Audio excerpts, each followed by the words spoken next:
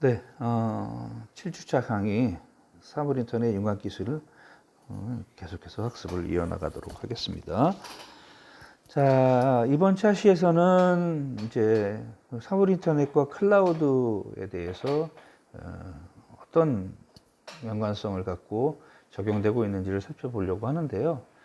클라우드 컴퓨팅이라는 기술, 또 클라우드 서비스라고도 하는데, 이것은 그 인터넷을 기반으로 해서 인터넷에 있는 여러 가지 다양한 자원이나 소프트웨어, 그리고 인포메이션 인프라를 제공하는 것을 말합니다. 인터넷을 통해서 어떤 요청을 받고 그 요청에 맞는 적합한 그런 서비스를 제공하는 온디맨드 방식의 그런 그 서비스를 말하죠. 그래서 클라우드 서비스를 제공하는 이 프로바이더들은 다량의 컴퓨터 자원을 분배하고 가상화해서 이 클라우드 서비스를 이용하고자 하는 이용자에게 이런 것들을 제공을 해줍니다. 또 서비스 이용자는요, 클라우드 서비스를 통해 자신의 컴퓨터에 직접적인 그런 프로그램이나 또는 하드웨어 자원을 구매하지 않아도, 비용을 절감하고서 원하는 자원을 필요할 때마다 필요한 만큼 인터넷을 통해 서비스 받을 수 있게 되는 거죠. 그래서 최근 들어서 스마트폰과 같은 그런 모바일 디바이스가 아주 폭넓게 확산되면서 다양한 서비스가 개발되고 있습니다. 그리고 실시간 서비스가 이루어지는 환경에서 기본적인 어떤 트래픽 양도 아주 급격하게 늘어나고 있겠죠. 그래서 결국은 이런 서비스의 품질, 그 다음에 안정적인 그런 서비스를 지속시키기 위한 노력들이 많이 경주되고 있어요.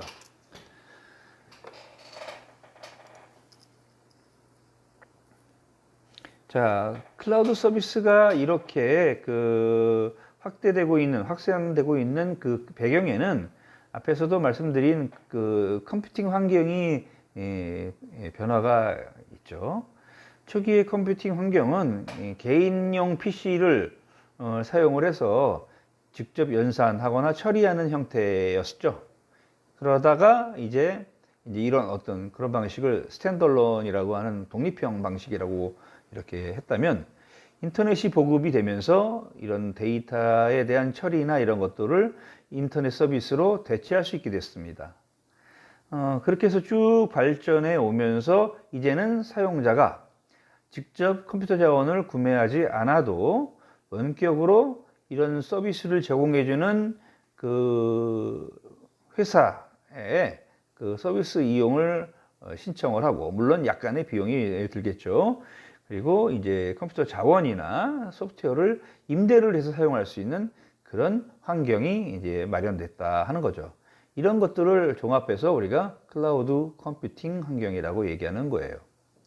이렇게 클라우드 서비스는 데이터의 위치, 그 다음에 컴퓨터를 누가 갖고 있느냐, 또 누가 관리해 주느냐, 그리고 또 서비스의 제공과 같은 그런 기존의 컴퓨팅 환경과는 구분되는 특성을 보이고 있습니다. 클라우드 서비스의 기본적인 환경은 앞에서 말씀드린 것들을 그림으로 한번 정리를 해봤어요. 해보니까 기존의 개인용 컴퓨팅 환경에 네트워크 개념이 도입이 되면서 이제 서버, 클라이언트라고 하는 환경으로 갔다가 이러다가 이제 클라이언트 컴퓨터들의 이 능력, 업무를 처리하거나 아니면 자원, 뭐 하드디스크나 아니면 네트워크 속도나 이런 것들이 고도화되면서 어떻게 돼요? 이제 서버급 수준으로 클라이언트 수준이 올라갔죠. 그래서 이제 P2P라고 하는 서버 클라이언트 환경 이외의 피어 투 피어, 그래서 분산 컴퓨팅 환경이 만들어졌고요. 이렇게 이제 분산 컴퓨팅 환경이 만들어지다 보니까 그리고 또 모바일 디바이스에 대한 그런 이용, 확산이 되면서 이런 직접 컴퓨터를 가지고 다니지 않아도 되게끔 하는 환경을 만들고자 했죠. 그래서 이런 것들을 우리가 이제 클라우드 컴퓨팅 환경으로 모으기 시작한 거예요. 그래서 이제 이런 클라우드 컴퓨팅을 제공해주는 서비스 프로바이더들이 뭐 개인이 구매할 수 없는 많은 고품질 고성능의 서버나 아니면 저장 장치 그리고 프로그램까지도 이제 다 인터넷을 통해서 임대할 수 있게끔 서비스를 해주는 거죠. 자, 그 다음에 이런 클라우드 서비스로 제공되는 뭐 스토리지 서비스, 웹하드 같은 것들이죠. 일종의 네트워크에서 쓸 수 있는 데이터 센터를 이용해서 쓴다든지 하는 거예요. 그 다음에 소프트웨어를 임대한다든지 하는 것들은 우리가 이제 뭐 SBC라고 하는 서버 베이스드 컴퓨팅 같은 기존 인터넷 응용 서비스들과는 비슷한 형태를 가지긴 하지만은 똑같지는 않습니다. 왜 그러냐면 지금 이제 클라우드 서비스라는 것은 가상화라고 하는 개념을 바탕으로 제 서비스를 제공하고 있기 때문에 그래요. 그래서 기존에 있었던 이런 뭐 웹하드나 이런 것들은 어떻게 돼요? 이런 서비스를 제공하는 회사에서 고정된 어떤 하드디스크의 용량을 쿼터로 받는다든지 뭐 이렇게 됐다고 하면 이제 그런 것들이 없어졌다는 얘기죠.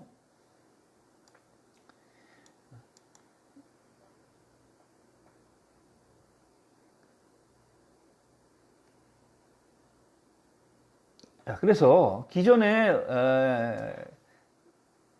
응용 인터넷 서비스 환경과 그다음에 최근 클라우드 서비스의 환경을 비교하는 그 특징을 비교하는 표를 한번 만들어 봤습니다.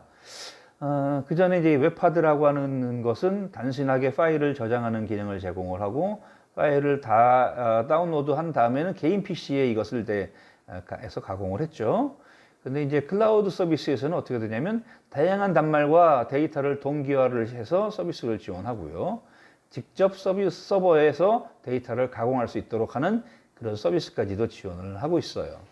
그다음에 이제 SBC 같은 경우에도 기존에는 SBC는 이제 단일 서버로 서비스 제공자가 특정한 사용자를 대상으로 환경 구축을 한 다음에 사용을 했다고 하면 이제 가상화라고 하는 것을 통해서 가상 서버나 데스크탑 서비스를 이용을 해서 그리드로 서비스 제공자가 서비스를 제공을 하는 겁니다. 그래서 공용 플랫폼만을 구축해 놓으면 되는 거죠. 그래서 사용 환경 설정이 사용자에 의해서 간편하게 이루어질 수 있다라는 그런 특징을 클라우드 서비스에서 제공하고 있습니다. 그다음에 기존에 ASP가 있었다면요, 이것은 사용자가 지원하는 그런 고정적인 형태의 서비스만을 사용할 수 있었는데요. 클라우드 서비스 환경에서는 이제 사용자가 원하는 소프트웨어들로 사용 환경을 동적으로 구성할 수 있는 그런 기능까지도 제공할 수 있어요.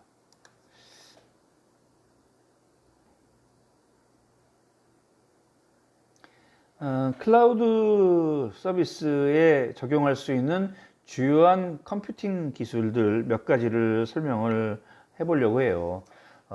대표적인 게 이제 분산 컴퓨팅이죠. 앞에서도 조금 말씀을 드렸는데 클라이언트 PC들의 성능이 상당히 좋아지면서 이런 그 분산 컴퓨팅 환경이 가능해졌다라고 이렇게 말씀을 드렸어요. 분산 컴퓨팅 하면 이제 클라우드 컴퓨팅 하드웨어를 구성할 때 인트라넷이나 또는 인터넷에 연결된 그런 그 컴퓨터 자원들을 하나로 통합해서 연결할 수 있도록 연동시키는 기술입니다. 그래서 어떤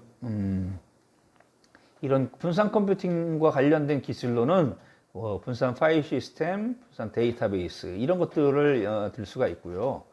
독립적인 파일 시스템이나 데이터베이스를 하나의 시스템으로 인지하고 접근할 수 있도록 해줍니다.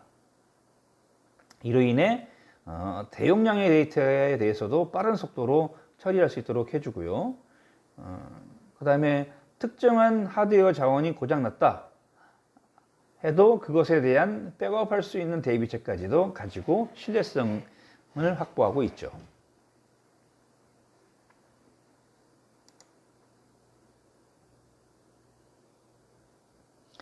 자, 그 다음에 앞에서 가상화라고 하는 개념이 상당히 중요하다고 이렇게 말씀을 드렸는데요. 이 가상화라는 것은 결국 뭐냐면 컴퓨터 자원에 대한 물리적인 시스템을 가지고 있는 게 아니고 논리적으로 있는 거예요. 눈에 보이지 않는 거죠. 그래서 어떤 자원을 가상화한다는 의미로 이 가상화를 쓰고 있는데요. 뭐 스토리지의 사이즈나 그 다음에 저장 장치의 크기, 용량이죠. 그 다음에 어떤 네임 스페이스나 그 다음에 네트워크 자원 같은 그런 시스템에 필요한 자원들을 다 가상화하는 것을 의미합니다. 자, 그리고 이제 시스템 관리라는 측면에서 이 클라우드 컴퓨팅에서 시스템 관리는 사용자의 가상 컴퓨팅 환경을 프로비저닝을 해줍니다. 이렇게 제공된 가상 시스템을 모니터링을 해주고 그 다음에 사용자 서비스별로 활용할 수 있는 정도에 따라서 동적인 자원 할당을 제공할 수 있어요. 또한 컴퓨팅을 구성하는 주요 시스템 솔루션들을 관리를 함으로써 시스템 전체의 가용성을 아주 높일 수 있도록 해준다는 거죠. 자, 네 번째 주요 기술로는 이제 서비스 플랫폼 서비스가 있어요. 이 플랫폼이라는 것은 사용자들이 클라우드 컴퓨팅 인프라에 접근을 해서 그걸 기반으로 해서 사용자가 갖고 있는 고유한 어플리케이션이나 인터넷 서비스를 구축할 수 있는 그런 인터페이스를 제공을 해주는 것을 말합니다. 그래서 서비스와 서비스 사이의 호환성을 유지를 시켜주기 위해서 이런 SOA를 기반으로 하고 있고요. 그 다음에 이 SOAP나 REST 같은 프로토콜을 제공을 해서 이런 인터페이스가 쉽게 용이하게 이루어질 수 있도록 해주고 있는 거죠. 서비스 플랫폼에서는 소프트웨어 개발 환경들과 그리고 자신이 이 플랫폼에서 갖고 있는 서비스들의 이 어플리케이션 프로그램 인터페이스를 제공하면서 협업을 위한 그런 부분까지도 세밀하게 신경을 쓰고 있습니다. 이 밖에 보안이나 과금, 사용자 인증 등과 같은 그런 기술들이 클라우드 컴퓨팅을 받쳐주는 그런 주요한 기술들이 되겠는데요. 클라우드 컴퓨팅의 사용 용량에 따라서 과금 정책이 결정이 되겠죠. 과금이라는 것은 요금을 지불하거나 징수하는 그런 정책을 말해요. 그다음에 사용자 인증 인터페이스를 제공을 해주고요. 적합한 사용자가 그 사용자가 요청했던 양만큼 지불하는 돈에 합당한 만큼의 서비스를 이용할 수 있도록 해주는 거죠. 그리고 사용자들의 데이터 접근 등에 대한 이런 신뢰성 있는 그런 플랫폼 기술을 확보를 함으로써 사용자들이 클라우드 컴퓨팅 서비스를 믿고 안심하고 사용할 수 있게 해주는 겁니다.